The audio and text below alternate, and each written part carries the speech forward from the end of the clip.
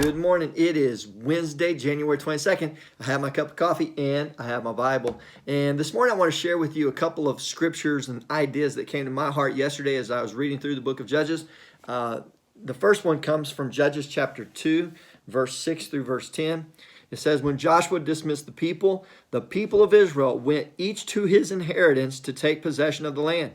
And the people served the Lord all the days of Joshua and all the days of the elders who outlived Joshua, who had seen all the great work that the Lord had done for Israel.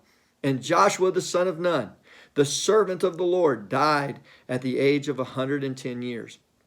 And they buried him within the boundaries of his inheritance in Timnath-Eres, in the hill country of Ephraim, north of the mountain of Gaash. And all that generation also were gathered to their fathers. And there arose another generation after them, who did not know the Lord or the work that he had done for Israel. I want to stop there because there was something that comes to my mind is there arose another generation. There's always going to be that other generation, and oftentimes generations begin to blame each other for the problems that they're going through. But what generation is to be blamed for the sins of our nation or the sins of our world? Is it the generation that was before us?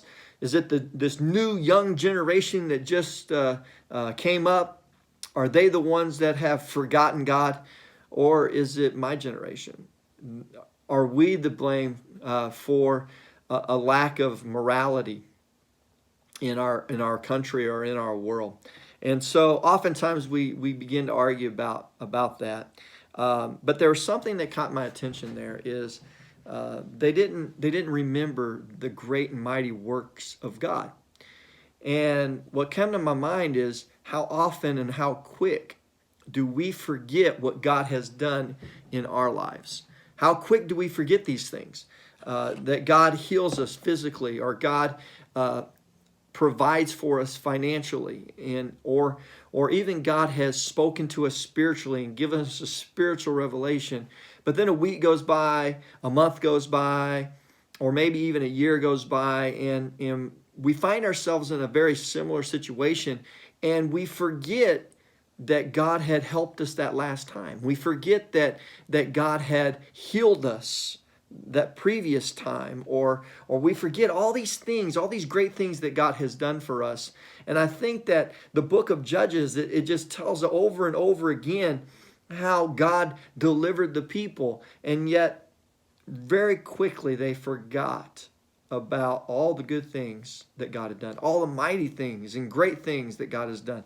And so I would challenge you, my prayers is be mindful of those things that God has done for you. The second thing that I wanted to share is the book of Judges is full of judges.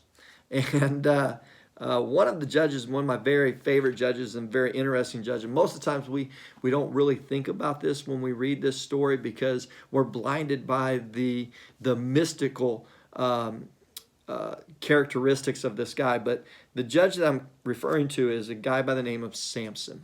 And we're so captivated by the very power and the greatness of Samson that we fail to see just how big mistakes that he made.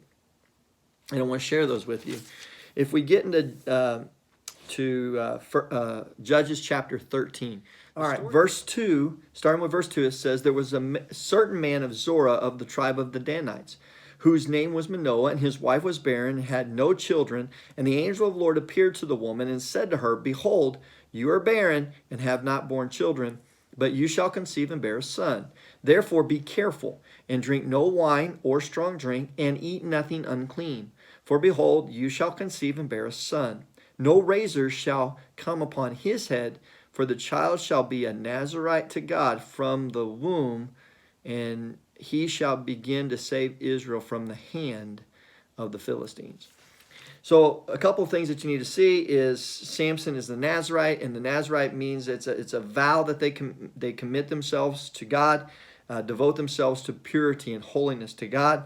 And often I'm not even sure how long a normal Nazarite vow would be, But for Samson, it was going to be his whole life, from the time of his womb all the way to the time of his death. He was going to be a Nazirite. Now, in order for that to be possible, his mom had to follow the rules as well. And the rules for a Nazirite are simple. You're not allowed to drink any alcohol or wine or anything from the vine. So grapes are off limit, okay? The second thing is you're not supposed to eat or touch anything unclean. And the third thing is no razor was to touch your head. And those were the three things. Now, what's interesting is because the story starts off real quick with Samson, that he sees this woman, this Philistine woman that he really likes, and he wants to marry her. And so he gets his parents to go down with him. Now, I want to pick up reading this Judges chapter 14, starting with verse 5. It says, Then Samson went down with his father and mother to Timnah, and they came to the vineyards of Timnah, and behold, a young lion came toward him roaring. And then the Spirit of the Lord rushed upon him, and although he had nothing in his hand, he tore the lion in pieces as one tears a young goat. But he did not tell his father or mother what he had done. And then he went down and talked with the woman, and she was right in Samson's eyes. And after some days, he returned to take her, and he turned aside to see the carcass of the lion. And behold, there was a swarm of bees in the body of the lion, and honey. He scraped it out into his hand and went on, eating as he went. And he came to his father and mother and gave some to them, and they ate. But he did not tell them that he had scraped the honey from the carcass of the lion. Now, those two little bits of information would make a Nazirite unclean, and it would desecrate his or destroy his vow. The first thing was he went near a vineyard. A vineyard, they're growing grapes, and so even to get really, really close to these things, it would have made him unclean. And so, but there he is. He's just testing. He's seeing how far he can go. How often in our life do we see how far we can go? And because he's over there by this vineyard, this young lion attacks him, but the Spirit of the Lord comes upon him. He rips that lion apart. But now, the next time we see him, this lion is a dead carcass. And inside the lion, there's some honey. And it doesn't say that he scoops it out with a stick or anything, but it scoops it out. He scrapes it out with his hand. And again, number one is he's touching a dead carcass, which again would make him unclean. And it would ruin his Nazirite vow. And number two, he's now eating something that was in that dead carcass. And then we'll have another story that will come up. It comes up. We find it in Judges chapter 15, verse 4, starting with verse 14. They says when he came to Lehi, the Philistines came shouting to meet him. Then the Spirit of the Lord rushed upon him, and the ropes that were on his arms became as flax that has caught fire. And his bonds melted off his hands. And he found a fresh jawbone of a donkey, and put out his hand and took it. And with it he struck 1,000 men. And Samson said, with the jawbone of a donkey, heaps upon heaps, with the jawbone of a donkey have I struck down 1,000 men. Again, he touches a carcass. He touches something that was unclean, and therefore would nullify the Nazirite vow. So when we get to chapter 16, and we hear the story of Samson and Delilah, 3 times Delilah is coming to him and asking him what is the secret of his strength. And 3 times he gets closer and closer and closer to telling her what his weakness is. And finally, when she could stand it no more, she begins to nag at him. And when Samson could stand it no more, Samson gives her everything that's on his heart. And so we pick up reading verse 15 of chapter 16. It says, and she said to him, how can you say I love you when your heart is not with me? You have mocked me these 3 times, and you have not told me where your great strength lies. And when she pressed him hard with her words day after day, and urged him, his soul was vexed to death. And he told her all his heart, and said to her, a razor has never come upon my head, for I have been a Nazarite to God from my mother's womb. If my head is shaved, then my strength will leave me, and I shall become weak and be like any other man. And when Delilah saw that he had told her all his heart, she sent and called the lords of the Philistines, saying, come up again, for he has told me all his heart. And then the lords of the Philistines came up to her and brought the money in their hands. She made him sleep on her knees, and she called a man and had him shave off the 7 locks of his head. And then she began to torment him, and his strength left him. And she said, the Philistines are upon you, Samson. And he awoke from his sleep and said, listen to his words, I will go out as at other times and shake myself free. But he did not know that the Lord had left him. You see, he didn't know that the Lord had left him because Samson has been playing with fire for a long time. He walked close to the vineyards. Whether he picked a grape and ate a grape, we don't even know that.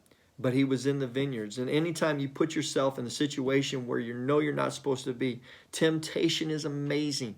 And it will try and pull you and yank you and take you where you don't need to go. And we know that he touched a carcass of a dead animal. Whether it's scraping honey out of the carcass of a lion or it's picking up a jawbone of a donkey, he should have been considered defiled by those 2 acts. And yet, God was with him. God gave him strength. And so in his mind, he had already broken the first 2. Maybe his hair really isn't, he's not going to lose all his strength. And so he finally tells Delilah the story, the secret. His hair is cut off, and he thinks that he's just going to be able to go out there and continue to do the same thing. But we can't do great and mighty things if God's not with us. And he didn't know that God wasn't with him anymore. And that's a very sad story in Samson. And it'll ultimately end well, and he'll bring the house down, really. Kill more people in his death than he did in his lifetime. But the story of Samson is a story that I think all of us can relate to. That we try and devote ourselves to God, and yet we get really, really close to all these things, these temptations in this world, seeing how close we can get to sin without really sinning. And I'm afraid that it's going to end a very dangerous way for us if we don't stay out of those vineyards and stop messing around with the carcasses of this world. I think we're going to find ourselves in a very dangerous situation. In the book of Judges, the last thing I want to share with you, the book of Judges, and it's a couple times through, it's even starting off at the very first of the book of Ruth. We hear this phrase, in those days there was no king in Israel. Everyone did what was right in his own eyes. That's probably going to be my sermon on Sunday night. We'll see how that all unfolds because God's still speaking to me this week. But the book of Judges and the book of Ruth, it's going to take us from Joshua. Remember everybody, that new generation that rose up and that didn't know God, didn't know the Lord. The book of Judges, the book of Ruth, and the beginning part of the book of Samuel, it takes us to where they were without a king. And the truth is, God wanted to be their king. God was supposed to be their king. But they lived a life as if though they had no king. No one to give them direction in their life. So if they didn't have anyone to give them direction, moral direction in their life, they could do anything that they wanted to do. And so I want to end with that kind of a question. What would you do if Jesus wasn't king in your life? Because Jesus is king, it makes all the difference in the world because it gives us moral direction. So I want you to imagine how bad of a person you would be. What kind of things that you would find yourself getting into if Jesus is not king of your life. I thank you for spending some time with me in God's Word. I pray that y'all have a blessed day.